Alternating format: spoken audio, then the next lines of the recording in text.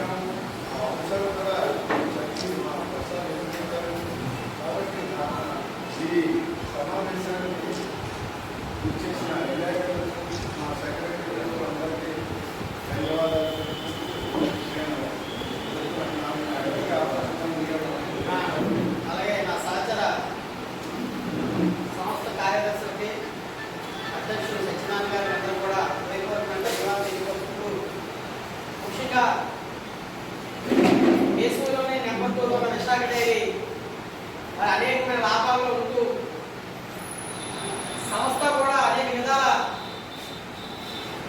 ఎన్నో లాభాలు అర్జిస్తున్నప్పుడు కూడా మరి పాల సేకరణకి మూలకారుడైనటువంటి పాల సంస్థను పాల రైతుల నుండి సేకరించి విశాఖ డైరీ పంపించే దాంట్లో కీలక భూమికి పోసుకున్నటువంటి వేతనకారి కానివ్వండి లేక సహకార సంఘాల సిబ్బంది ఈరోజు దేశ చరిత్రలో ఎవరికి జరిగినటువంటి అన్యాయం ఇక్కడ జరుగుతూ ఉంది.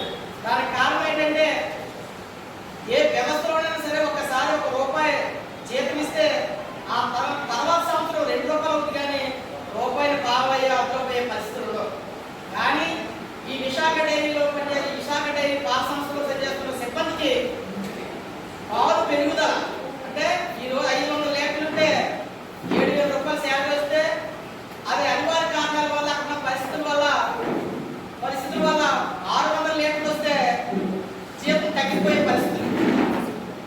ఇంకో గొప్ప విషయం ఏంటంటే ఇటువంటి వ్యవస్థ నాకు తెలిసి భారతదేశ చరిత్రలో కానీ రాజ్యాంగంలో కూడా ఎక్కడ లేదు. మరి దీని మీద అనేక సార్లు మా యూనియన్ కానీ మా యూనియన్ అంతా కూడా అనేక పర్యాయములు విశాఖ డైరీ యాజమాన్యంతో కానీ గౌరవ చైర్మన్ గారికి కానీ అనేక పర్యాయాలు మేము వినియోగించుకోవడం జరిగింది. ఎప్పుడూ కూడా పాలు పెరగడం తగ్గడం అనేది మా చేతుల్లో లేదు. అప్పుడున్న పరిస్థితుల వల్ల మారుతూ ఉంటాయి. ఇంకొక విషయం ఏంటంటే అదే పరిస్థితుల్లోని అక్కడ ఉన్న సంఘాధ్యక్షులకి మరి పాలు పెరుగుతారని చెప్పేసి వాళ్ళ ప్రోత్సాహాలు ఇవ్వడం జరుగుతూ ఉంది. మాకు పాలు తగ్గిపోతే జీతాలు తగ్గిపోతే అక్కడ ఉన్న పాలపాలు అధ్యక్షులు ఎవరైనా ఉన్నారో పాలు పెరిగినా లేకపోతే సరిగానే పాలు పెరుగుదలకి ముఖ్య కారకులు అని చెప్పేసి విశాఖ డైరీ వాళ్ళకి ప్రోత్సాహాలు ఇస్తుంది. ఇది ఎంత ఘోరమైన పరిస్థితి అంటే అది చాలా ఘోరంగా ఉంది. మేము అనేక పర్యాయాలు మా జీతాల గురించి ఇప్పటికీ 23 సంవత్సరాల కింద పీపీఎస్ ట్రస్ట్ అని చెప్పి ఏర్పాటు చేసి ఆ ట్రస్ట్ని కూడా మాకు సంబంధం లేకుండా మాకు పని చెప్పే వ్యక్తులు లేరు, మాకు జీతాలు రావడం లేదు, మా మీద అజాబస్ చేయడం లేదు. కాబట్టి ఈ ట్రస్ట్ ఉండడం వల్ల మాకు అనేక విధాలుగా నష్టాలు జరుగుతూ ఉన్నాయి. అయినప్పుడు కూడా మేము లోకల్గా క్షేత్రస్థాయిలోని రైతులతో సత్సంబంధాలు ఉండడం వల్ల రైతులు ఇబ్బంది పడకూడదు అని ఒక ముఖ్య ఉద్దేశంతో మేము ఎన్ని కష్టాలైనా సరే వచ్చి ఈ సంస్థలో పనిచేయడం జరుగుతుంది. ముఖ్యంగా ఈరోజు గ్రామీణ ఉపాధి హామీ పథకానికి కూడా 1 గంట 2 గంటలు పనిచేస్తే సుమారుగా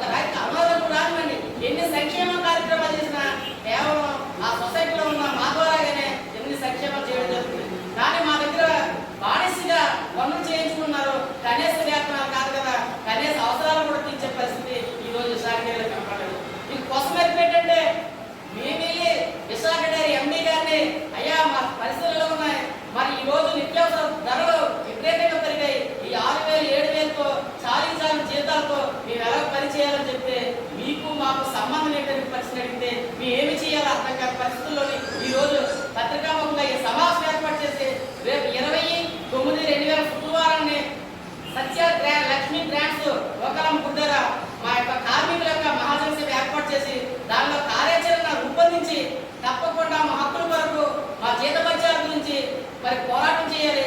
దానికి కావలసినటువంటి సూచనలు సలహాలు కార్మికుల ద్వారా తీసుకొని భవిష్యత్తులోని ఈ యొక్క ఉద్యమాన్ని తీసుకొచ్చి మా కనీస అవసరాన్ని, కనీస జీతాలని, కనీస జీతభత్యాలు తీసుకోవడం గురించే ఈ యొక్క పత్రికా సమావేశం ఏర్పాటు చేయాలి. ప్రపంచానికి తెలియజేసేది విలేకరులకి అలాగే మా తోటి వివిధ సంఘాల నుంచి, సంస్థల నుంచి, యూనిట్స్ అన్ని విశాఖ డైరీ అన్ని యూనిట్స్ నుంచి ఆదరైనటువంటి టీఎస్ఓకు అలాగే సంస్థల సిబ్బందికి అందరూ కూడా నా యొక్క ధన్యవాదాలు. ఎందుకంటే గత 2 రోజుల నుంచి విశాఖ డైరీ వారితో ఏదో రకంగా మన తాలూకా చేతుపరిచయాల కోసం భౌతిక కార్యక్రమంలో చేయాలనే ఆలోచనతో యాజమాన్యం దగ్గరికి నేను ప్రతినానికి అయితే వైసీపించా, మరి కొంచెం ఇబ్బందిగా ఉంది ఉన్నప్పుడు కూడా మరి ఆయన ఆధ్వర్యంలోనే ఈ కార్యక్రమాన్ని చేయాలని ఆలోచనతో మరి విలేకరులకి ధన్యవాదాలు. విశాఖ డైరీ యాజమాన్యం చాలా ముందుగా వ్యవహరిస్తుంది. ఇటు రైతుల విషయంలో ఏంటి, ఇటు ఎంప్లాయీస్ విషయంలో ఏంటి, మాకు గత 5 సంవత్సరాల నుంచి రోజు అదిగో ఇదిగో జీతాలని ఈ గత 6 నెలల నుంచి అయితే ప్రతి నెల ఈ నెల పెంచుతున్నాం. మా కార్మికులు తప్పుదో పట్టించడానికి ఆ సంఘం అంటూ ఈ సంఘం అంటూ అలా సంఘంలో చేరండి, కొత్త సంఘంలో చేరండి అనుకుంటూ కార్మికులు తప్పుదో పట్టించి వాళ్ళు ఇష్టరాజ్యంగా చేస్తున్నారు అనమాట. కేవలం జీతాలు అడిగినప్పుడు ఏదో విషయం దాన్ని సైడ్ ట్రాక్ పెడుతున్నారు.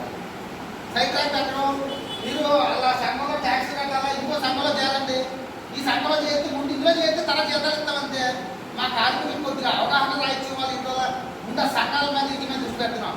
విశాఖ డైరీ యాజమాన్యానికి రేపు 20వ తారీఖున అల్టిమేటం జారీ చేస్తున్నాం. కనీస వేతనాలు అమలు చేయాలి.